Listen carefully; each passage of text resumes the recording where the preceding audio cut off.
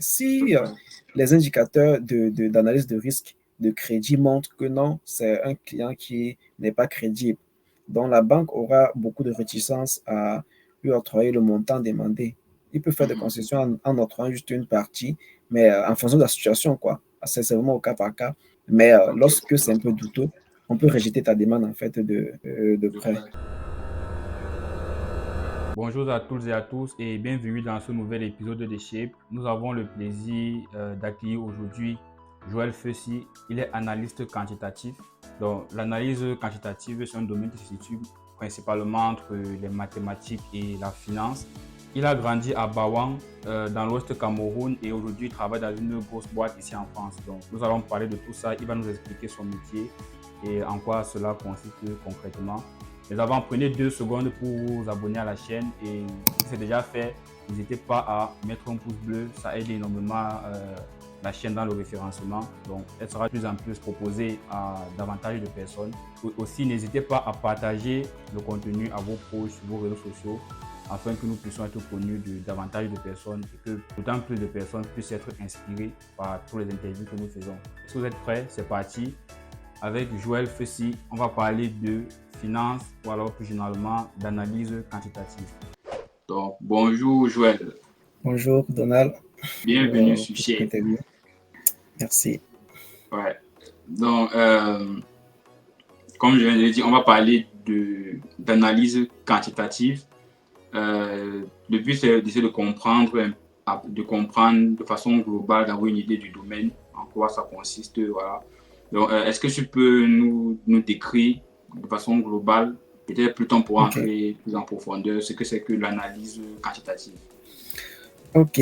En fait, il faut savoir que l'analyse quantitative, plus souvent appelée finance quantitative ou bien quant, ou bien le métier de quant, en fait, c'est une discipline qui utilise en fait des techniques mathématiques, euh, statistiques et puis informatiques pour pouvoir en fait analyser les marchés financiers aussi simplement que aussi simplement en fait.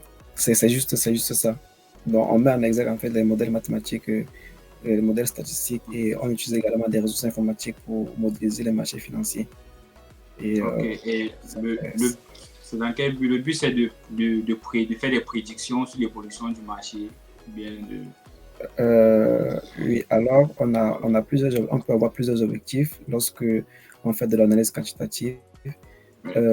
Là, on peut travailler peut-être dans la gestion, par exemple, la gestion d'actifs, qui va nécessiter donc de pouvoir utiliser en fait les algorithmes, enfin, de l'optimisation mathématique pour pouvoir minimiser par exemple les coûts pour un portefeuille financier. On peut avoir ce qu'on appelle le trading algorithmique, qui est plus, en fait, dans lequel on utilise par exemple les algorithmes informatiques pour pouvoir définir en fait des processus automatisés pour optimiser en fait le métier du trading, le métier du trading. Et on peut également faire de la valorisation des produits dérivés en utilisant des méthodes mathématiques comme la simulation Monte Carlo et bien d'autres. C'est vraiment varié et les objectifs vraiment sont multiples en fait. Ok, donc ça touche vraiment à beaucoup de choses. Ok, En effet, c'est ça. on aura l'occasion d'y revenir et d'essayer de comprendre dans lequel de tous ces domaines, toi particulièrement, tu travailles actuellement. Ok. Donc, avant, on va revenir sur ton parcours pour déjà comprendre voilà, le chemin que tu as suivi pour arriver jusque-là. Donc, tu as grandi à Bawang, dans l'ouest Cameroun. Euh, Est-ce que tu peux nous dire un peu, c'était comment à Bawang? Voilà, ton enfance de façon très générale, comment c'était jusqu'au bac, voilà, dans cette ville-là. Ok. Bawan, déjà ce qu'il faut savoir, c'est un petit village situé dans la région de l'ouest du Cameroun. Et c'est pas non, c'est non loin de Banjul. Mais j'ai fait mes études primaires et secondaires là-bas. Du coup, ça m'a valu 18 ans. J'ai fait 18 ans à Bawan précisément. Ok. Et c'était bien, c'était nostalgique, c'était des moments intéressants.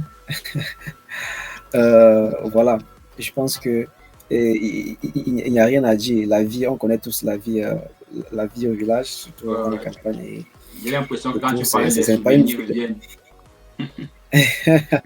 Oui, il y a pas mal de souvenirs. Aujourd'hui, quand je me rappelle de la vie que j'ai menée au village, je suis un peu plus content parce que il y a quand même pas mal d'expériences que j'ai vécues au fil de 16 ans et aussi le gain en sagesse et voilà, pas mal de choses qui Mhm. sont restées et ça reste un plus pour moi aujourd'hui et voilà quoi. Ok, ok, je vois. Donc, tu as eu ton baccalauréat, quelle série? Hein, ça va à Bawa. J'ai fait une série scientifique, notamment j'ai eu le bac C. Bon, enfin, Ok. à l'époque, c'était dans un lycée, ça s'appelle le lycée de Bawa. Aujourd'hui, je pense que c'est le lycée classique de Bawa. Donc, j'ai eu un D'accord, bac C, voilà, à Bawa. C'était en 2015. d'accord, d'accord, ça marche. Et après ton bac, les différentes possibilités, généralement, c'est la fac ou une école de formation. Donc, est-ce que pour toi, le choix était déjà fait? Tu savais ce que tu voulais faire, soit aller faire un concours ou aller faire l'université, ou alors tu as testé les deux, peut-être. Donc, comment ça s'est passé ton après-bac et qu'est-ce que tu as finalement décidé de faire comme études supérieures juste après? Bon, disons que j'avais quelques idées. Déjà, quand j'ai finissais, quand j'ai composé, enfin, quand j'étais en terminale, j'y réfléchissais déjà. Ma passion première, c'était d'enseigner. Et avec aussi le soutien des parents et la volonté des parents également, je me suis dit que bon, peut-être je peux y trouver ma vocation et tout. Donc, le premier concours auquel j'avais pensé à faire après mon baccalauréat, c'était le concours de l'école normale, notamment la filière mathématiques. Filière mathématiques, c'est ça. Ouais, c'est ça. J'ai pensé à ça quand j'ai eu mon baccalauréat. Et d'ailleurs, j'ai composé le concours. Mais après, il ne fallait pas, j'avais eu des conseils qu'il ne fallait pas juste s'imiter à un concours. J'ai également fait le concours de Polytech. Euh, Ok. Disons que finalement, je n'ai pas, je n'ai reçu aucun de ces concours au niveau bac parce que, bon, je, je n'ai pas réussi et du coup, il fallait donc réfléchir à notre alternative pour continuer ses études Hmm. supérieures. Du coup, je suis allé donc m'inscrire à l'université Yaoundé 1, dans laquelle j'ai nommé Ouais. Guaykele, pour faire la filière mathématique. Donc voilà, pour répondre à ta question. Ok, ok. Donc, tu as choisi quand même de faire les maths à l'université et dans l'optique de revenir, de retenter les concours plus tard, j'imagine.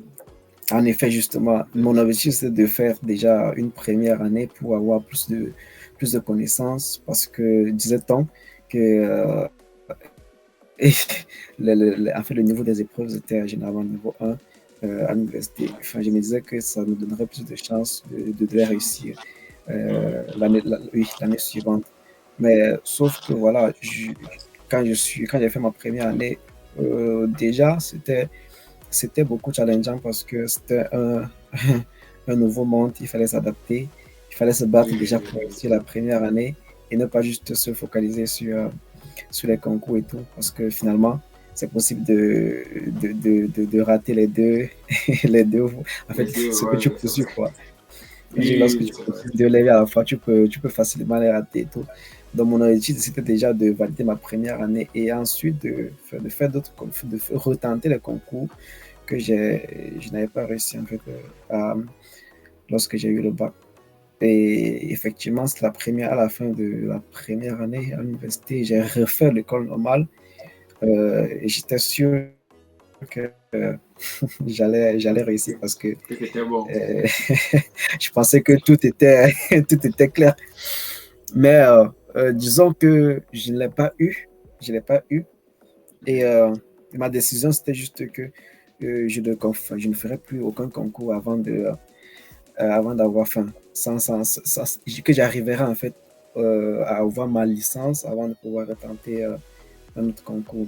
Donc ça, c'était une décision personnelle que j'avais Ok. faite parce que je me disais que, bon, si ça n'a pas réussi niveau bac, ça ne sert à rien de persister. Vaut mieux se concentrer en fait sur son cycle de licence, Donc, vu ouais. que visiblement, ce n'était pas évident aussi avec la filière mathématique à l'université en D1, Oui, se oui, je concentrer connais. dessus et voilà.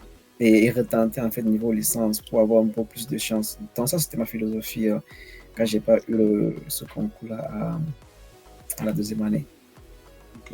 de, de l'université. D'accord. Et après la licence, une fois nous dire, Bon, c'est là justement, que ça, tout a changé. Ou ça bien... n'a pas été, même le cycle licence n'a pas été de tout repos parce qu'il y a eu beaucoup de difficultés quand même, mais il faut le reconnaître. C'est vrai que j'ai eu ma licence au bout de mes 3 ans à l'université, mais c'était pas du tout évident. Et je pense que ce cursus m'a beaucoup forgé également parce que ça te fait apprendre beaucoup de choses, ça te fait vraiment te préparer pour d'autres types de concours. Et chemin faisant, tu te rends juste compte qu'il y a aussi pas mal de concours que tu peux également faire avec ton niveau, avec enfin, le diplôme que tu Niveau poursuis, du diplôme, ouais, effectivement.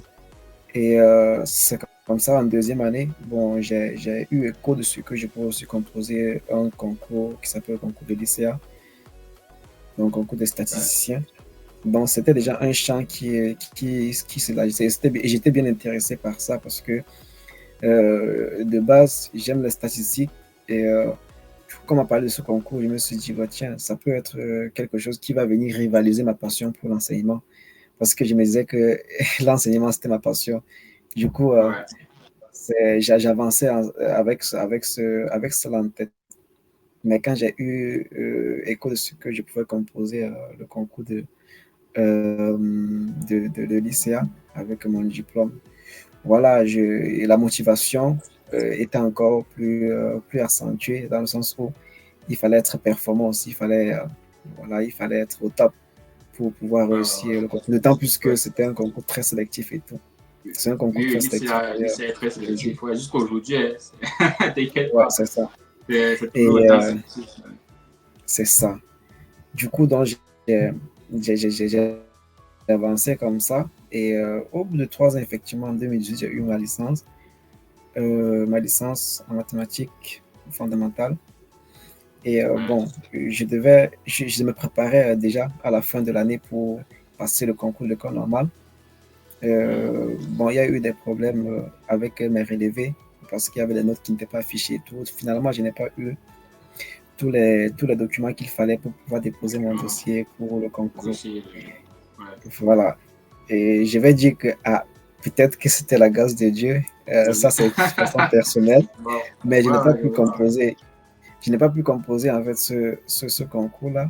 Et je me suis dit, bon, le temps que je puisse régler en fait ce problème d'affichage de notes et que mon attestation soit enfin disponible, je vais me préparer donc pour le concours de lycéa en question. Et donc voilà, il y avait 2 niveaux à composer. À notre époque, il y avait la voie B avec un bac+2 et la voie bac+3 qui est communément appelée ISE. ok, Donc du coup, je me suis dit, voilà, pourquoi pas tenter les deux pour voir voilà, à quel niveau je serais retenu. ok. Donc du coup, quand tout s'est réglé au niveau administratif de l'université pour que je puisse obtenir mon attestation, j'ai donc composé les 2 concours. Et Mhm.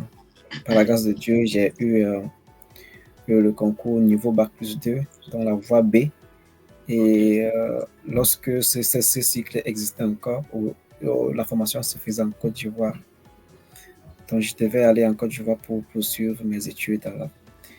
Et d'accord. voilà. Je ne sais pas si tu veux Bon, poser une question et oui. tout. Ouais, ouais, c'est très intéressant de te suivre, raconter. Donc, je peux seulement suivre. Moi, moi, je vais te suivre la suite de l'histoire. Parce que là, c'est une histoire qui est en train de se poursuivre. Ok, Pour nous dire, tu es là en Côte pour d'Ivoire. la suite de Ouais, l'histoire. Côte d'Ivoire, qu'est-ce qui s'est passé Ouais. en Côte Bon, du d'Ivoire? coup, Est-ce que maintenant tu es en France? oui, Tu me dis. je vais donner mon parcours alors plus complètement en fait. Je suis arrivé en Côte d'Ivoire donc, pour mes études et voilà, je suis arrivé la première année et, et, j'ai eu écho encore ce que je pouvais obtenir la bourse pour continuer mes études en France.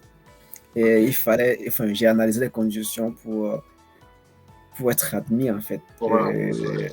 oui, dans l'école et pour avoir la bourse pour intégrer l'école en question. Et bon, vu que l'école avait des partenariats avec des écoles statistiques ici en France, et enfin, je me suis dit, pourquoi pas se donner la chance d'être sélectionné, se donner l'opportunité d'être sélectionné en travaillant dur, en essayant d'être parmi les meilleurs, en essayant de faire ce qu'on peut quoi, pour avoir de bons résultats. Parce qu'il fallait visiblement se baser en fait sur les résultats de première année enfin, en ITS 1. C'est comme ça qu'on l'appelle Abidjan. Donc, il fallait se baser sur ces résultats-là pour la sélection. Et du coup, c'était justement mon objectif. Donc, mais par la grâce de Dieu, j'ai eu, bon, à la fin de l'année, j'ai eu de très bons résultats. D'ailleurs, j'étais le major de la classe. Ouais, donc pour cette année-là, je crois qu'à la fin de l'année, j'avais une moyenne de 16, un truc comme ça. Et bon, c'était déjà un atout pour moi, un avantage pour moi d'avoir cette moyenne, et surtout que c'était l'option mathématique. Avec ça, donc, l'école a postulé lorsqu'on a lancé le concours. Bon, non, pas le concours, l'admission sur titre pour être admis dans cette école de statistique. Donc, ces deux écoles de statistique ici en France, qui s'appellent l'ENSAE et l'ENSAI. Donc, ils lancent en parallèle. Lorsqu'ils ont donc ouvert l'admission sur titre, l'école a donc demandé qu'on postule. Bon, on a sélectionné les gens qui pouvaient postuler pour une présélection d'abord. Et j'ai été présélectionné. Ensuite, il fallait donc passer les entretiens pour être admis définitivement. Et après les entretiens, j'ai été sélectionné définitivement. Donc voilà, l'objectif 1 était atteint. Ma première était validée et j'avais eu ce que je voulais. Et voilà. Après, il fallait donc réfléchir à comment financer ces études et tout. Bon, c'est vrai que ce côté ne dépendait pas forcément de moi parce que je me disais bien que même si je n'ai pas la bourse, peut-être ce serait la famille qui supporterait en fait les finances et tout. Mais comme je vais toujours dire, par la grâce de Dieu, j'ai été sélectionné en fait pour postuler en fait à la bourse FL. Pour la bourse FL, ce sont généralement les écoles dans lesquelles tu es admis qui postulent pour toi. On ne postule pas de façon individuelle. Donc, c'est les écoles postulent. Ouais, ils envoient vos dossiers. Et du coup, mon dossier a été sélectionné parmi ceux qui étaient admis dans ces écoles, c'est-à-dire à l'ENSAE. Nous étions 4, voilà. 2 parmi les admis ont été sélectionnés pour postuler à cette bourse-là, dont moi et une autre personne. Voilà, et du coup, on a postulé pour la bourse FL et finalement, j'ai obtenu la bourse FL par la grâce de Dieu. Cool. Et voilà. Et je suis donc venu en France pour continuer mes études. À l'ENSAE? Effectivement, à l'ENSAE Paris. Ok, cool. Tu as eu un parcours assez atypique, hein? C'est pas un parcours assez atypique. Il y a plusieurs étapes et tout. Ouais, assez quand même. C'est pas très, très commun, quoi. Oui, c'est pas faux. Tu as fini tes études à l'ENSAE quand? Ok, quand je suis arrivé à l'ENSAE, je suis arrivé en 2021 à l'ENSAE. Et j'ai fini mes études en 2023.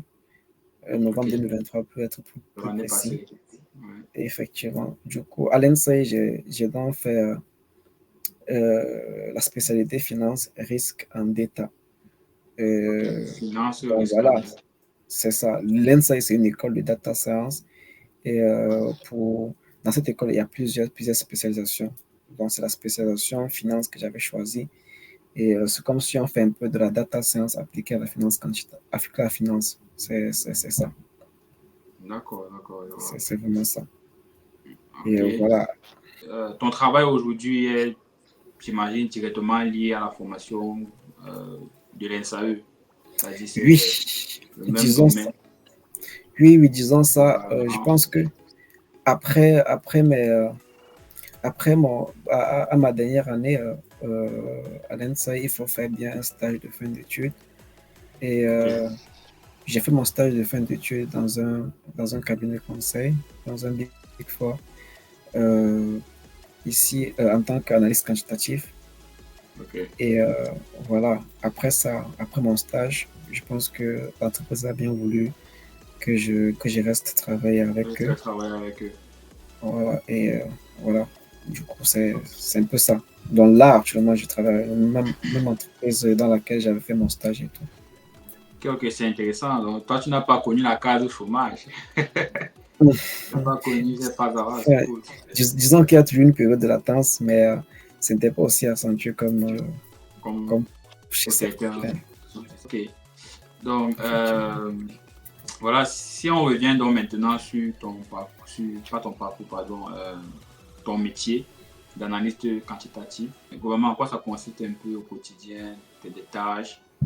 Est-ce que tu peux avoir un exemple à prendre, un exemple que tu peux prendre pour nous expliquer un peu comment ça se passe? Bien sûr.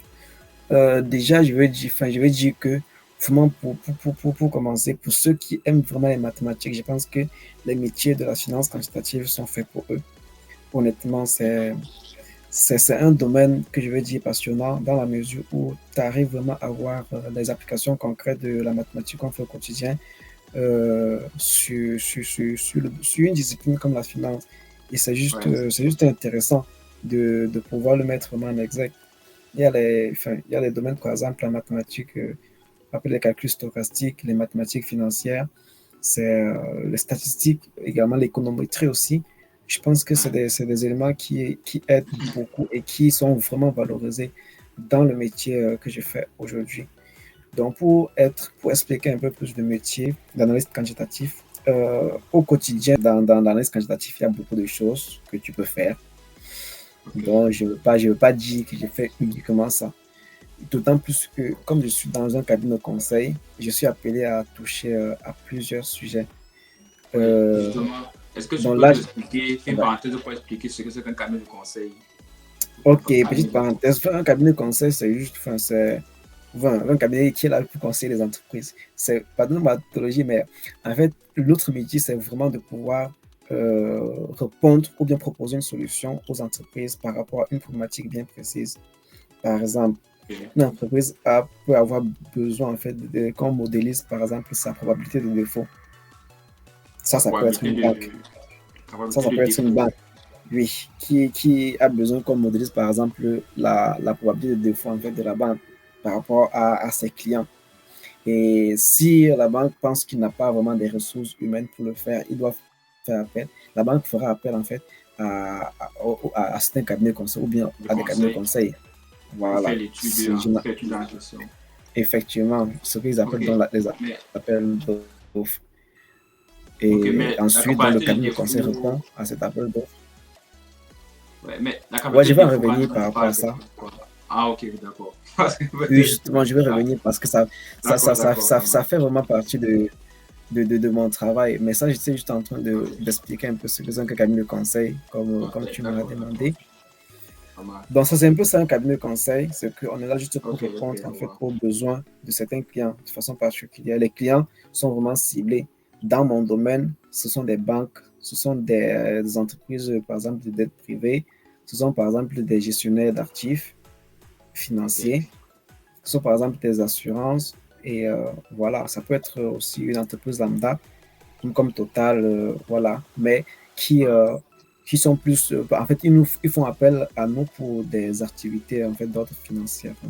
Ok. Le client ne peut pas être un particulier. C'est pas, Si, ça c'est peut pas un être un particulier aussi, mais voilà, ça peut être un particulier, mais il qui faudrait a juste beaucoup que, d'argent. C'est ça, c'est quelqu'un qui ça. a beaucoup. Justement, il faudrait qu'il ait les codes, comme on dit, entre griffes, quoi, Oui, pour pouvoir oui, oui, faire je appel vois. à, Écoute, ouais, je parce que vois. quand on facture un consultant, franchement, les prix peuvent parfois Ah, monter très haut, c'est ça. Les prix les peuvent prix parfois aller très haut. peuvent parfois effrayer, quoi. C'est pour ça que, bon, dans ce domaine de cabinet de conseil, il y a des grands cabinets de conseil, il y a des petits cabinets de conseil. Donc, en fonction de ça, chacun saura vers quelle catégorie s'y tourner quoi, pour avoir aussi un gain après.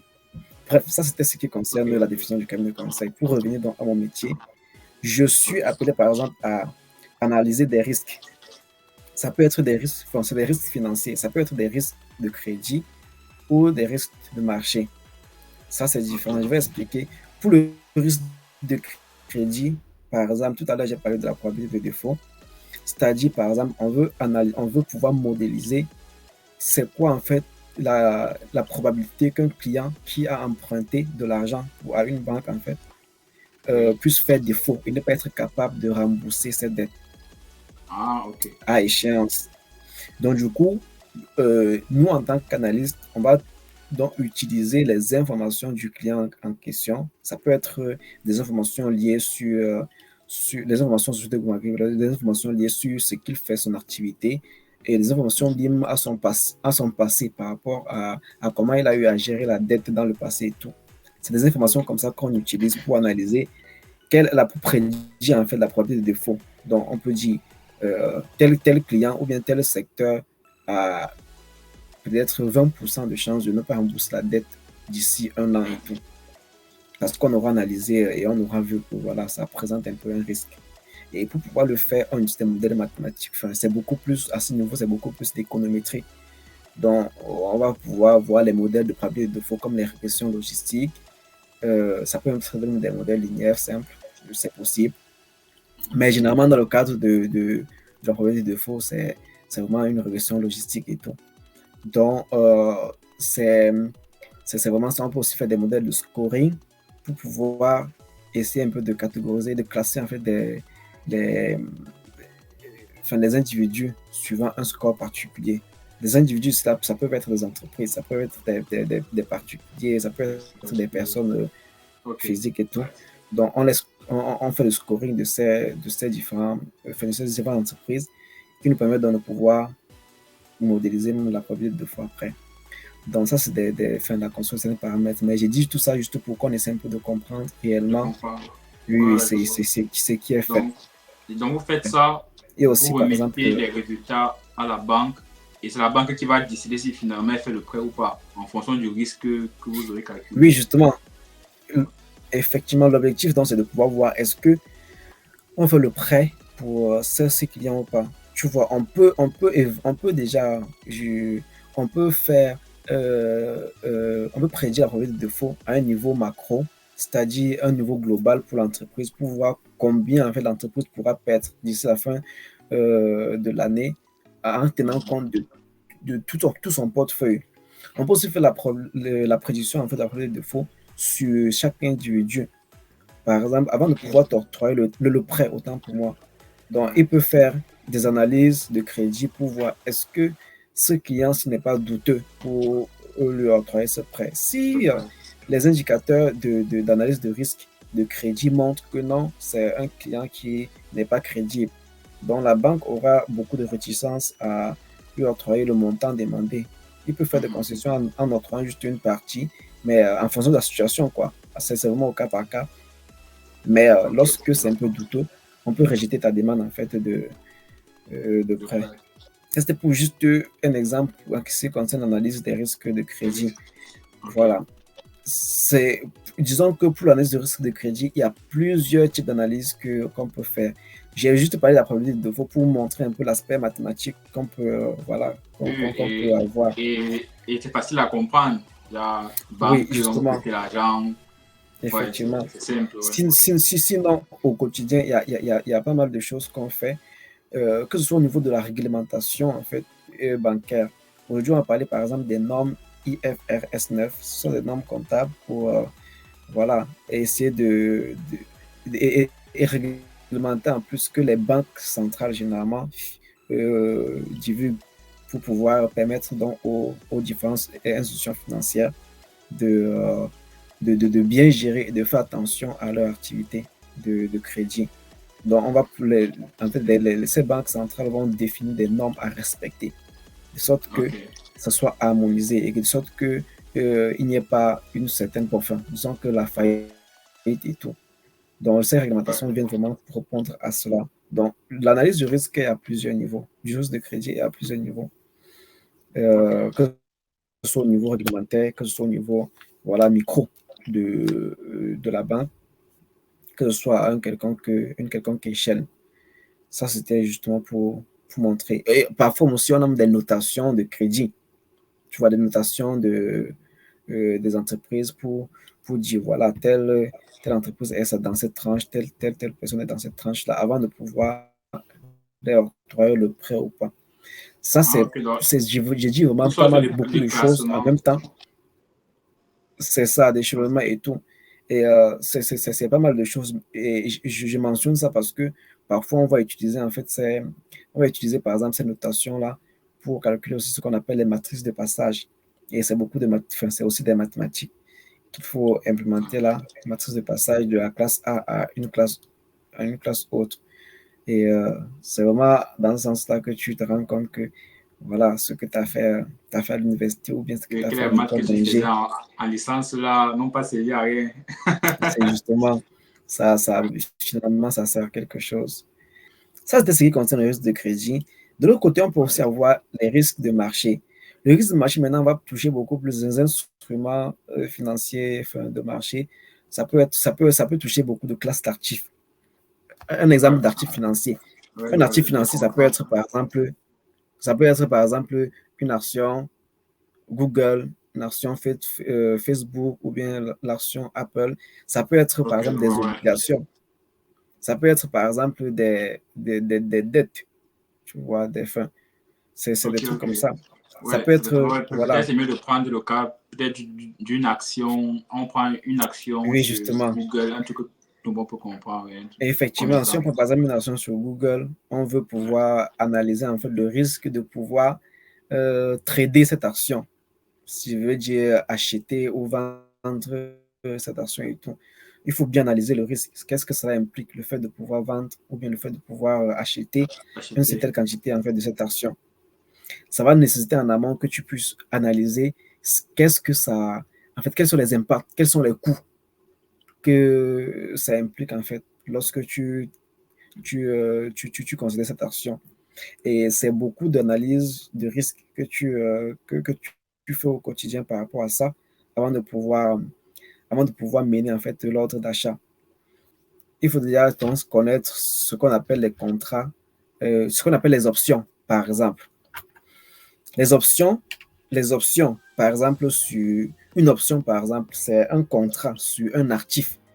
Donc, je veux acheter, par exemple, un contrat qui me donne le droit de vendre l'action Google à un prix que je fixe d'avance. Voilà, on appelle généralement ce prix-là le strike. Du coup, c'est un contrat que j'achète. Un contrat qui me donne le droit et non l'obligation de vendre, en fait, ou bien d'acheter tel actif, tu vois. Bon, restons sur la vente. Donc, un contrat qui me donne le droit de vendre, voilà, l'action Google, à un prix qu'on fixe aujourd'hui, mais dans 3 mois, par exemple. Donc, je vais venir, par exemple, plutôt voir Donald Chi. Voilà, je veux acheter le contrat que tu me proposes. Ce contrat doit me permettre de pouvoir acheter l'action Google à 2000 € par exemple, l'unité. À 2000 € dans 3 mois. De 2000 €, c'est un prix qu'on fixe aujourd'hui. Donc, il peut arriver que dans 3 mois, le prix en fait de Google soit beaucoup plus élevé qu'aujourd'hui. Donc, ce qui fait que moi, j'aurai un gain parce que j'achète l'action Google à un prix inférieur à son prix actuel. Oui, à son prix dans 3 mois, quoi. Effectivement. Donc là, je réalise un gain. Mais je peux exercer dans ce contrat parce que je pense que je vais gagner. Si je pense que je ne vais pas gagner, je n'exerce pas le contrat, je ne vends pas. Mais par contre, je vais payer une prime.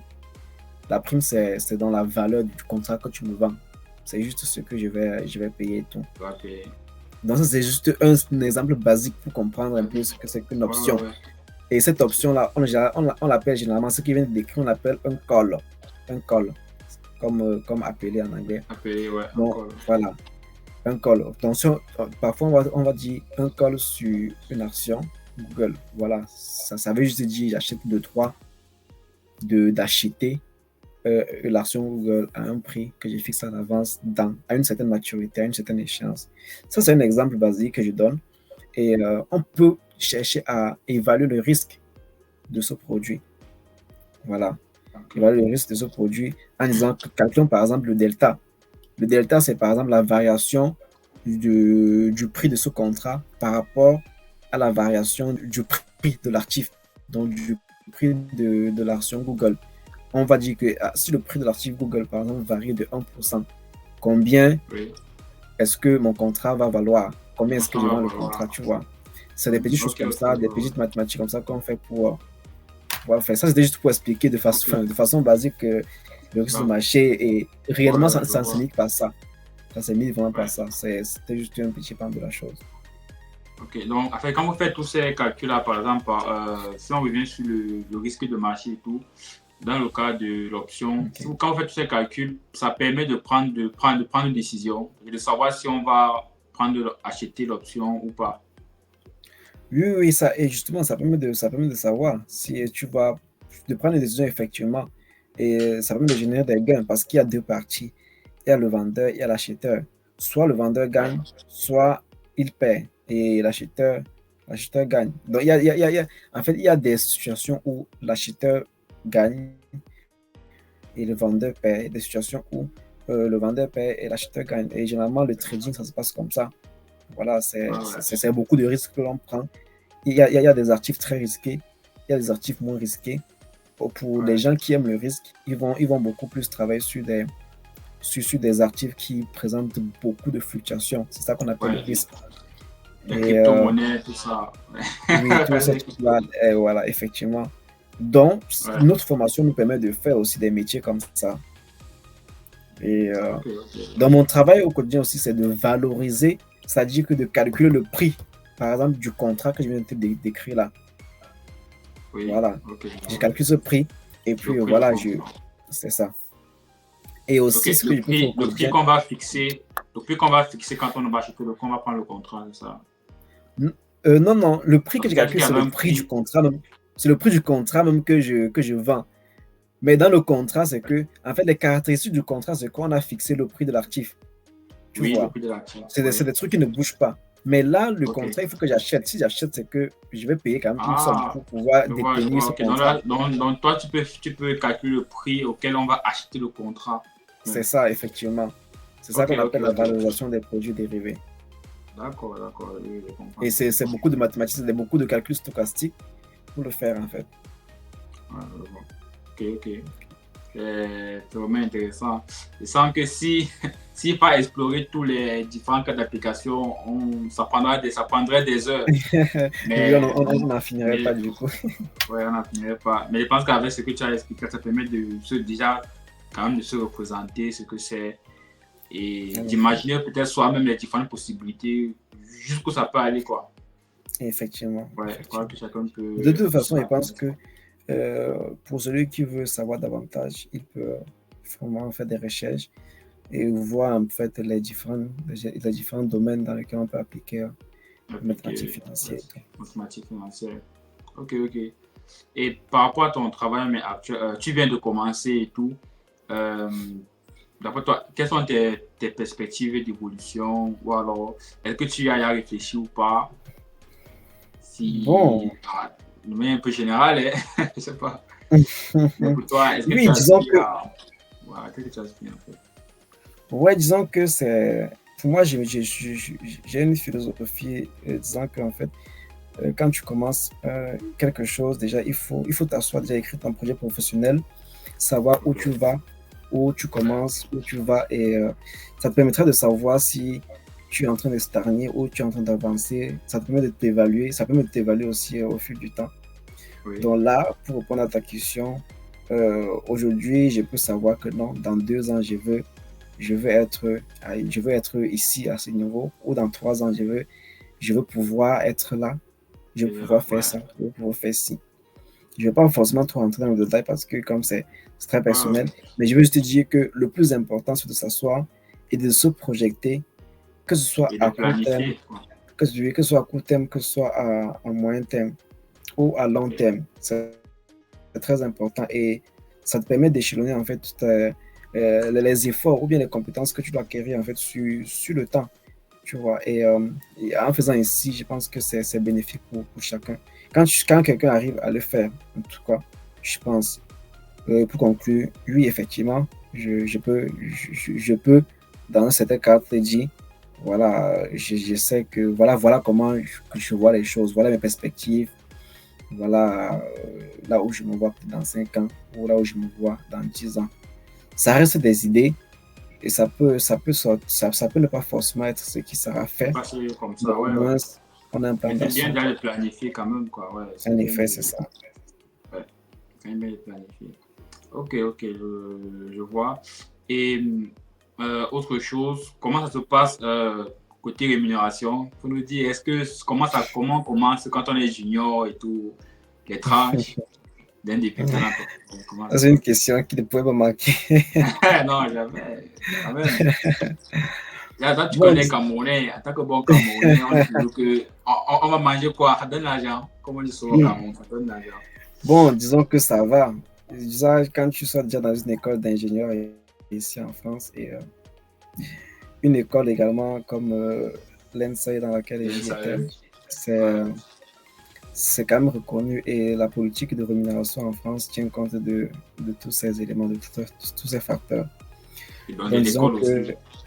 Effectivement, disons que voilà, à la sortie, vous êtes bon, disons largement au-dessus de la moyenne par rapport à d'autres domaines connexes. J'ai dit ça au pif comme ça, mais c'est le salaire qu'un junior, par exemple, qui sort d'école d'ingé, surtout dans un programme grande école, le salaire qu'il a, franchement, je pense que ça lui permet de vivre aisément. Ouais. Et sinon, ça va. Le salaire, ça va. Tu comptes pas trop, quoi.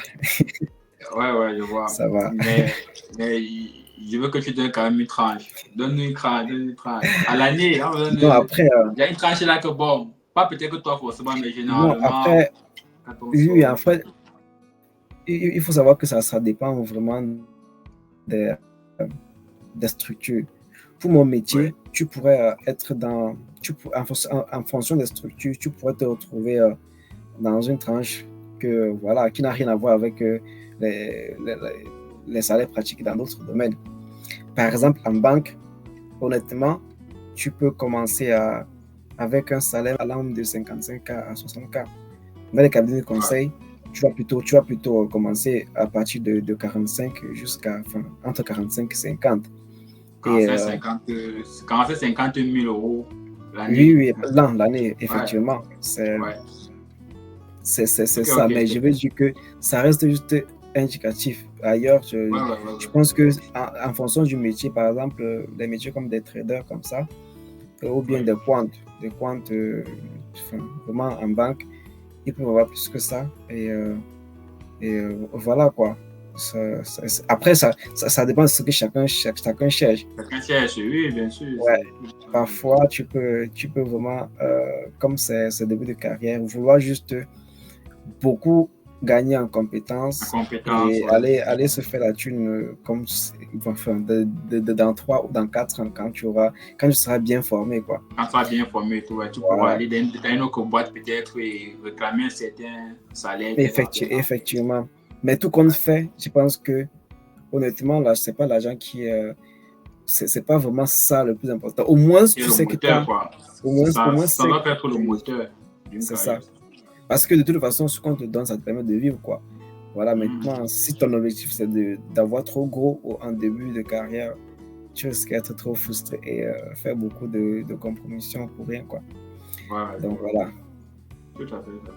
Ok. Merci pour ta réponse très, très complète. Voilà. Vu qu'on en avait la fin, est-ce que tu aurais un conseil? Voilà. Parce que nous, à la fin, on demande toujours ça. Un conseil pour le jeune de Bawang ou le jeune de Sam ou du Cameroun ou de l'Afrique, ce qu'on Bon, veut, oui. qui veut te suivre, qui veut t'imiter, qui veut faire ce métier, qu'est-ce que tu peux conseiller? Bon, je pense déjà que j'ai Oui, une valeur que je cherche le plus, l'audace. Je veux dire à tous ceux qui suivront la vidéo d'être audacieux et de sortir de sa zone de confort. C'est réellement ça qui peut te faire découvrir autre chose. Parce que ouais, parfois au pays, je vais dire ça comme ça, on est cloisonné en fait dans une certaine façon de penser, dans un certain mood. On se dit que bon, si on n'est pas dans telle administration et tout, c'est comme si on a raté la vie et tout. Non, enfin, on va pas. Je me dis que il faut toujours chercher à oser. Il faut ouais, pour ceux qui seraient vraiment intéressés, par exemple, pour le domaine de la finance et qui font des mathématiques, aujourd'hui, ils se demandent comment je peux faire pour valoriser ça. Sachez qu'il y a un domaine comme la finance qui est là et je pense que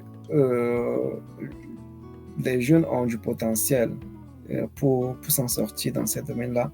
Il suffit juste de créer des cadres et des conditions appropriées pour le faire.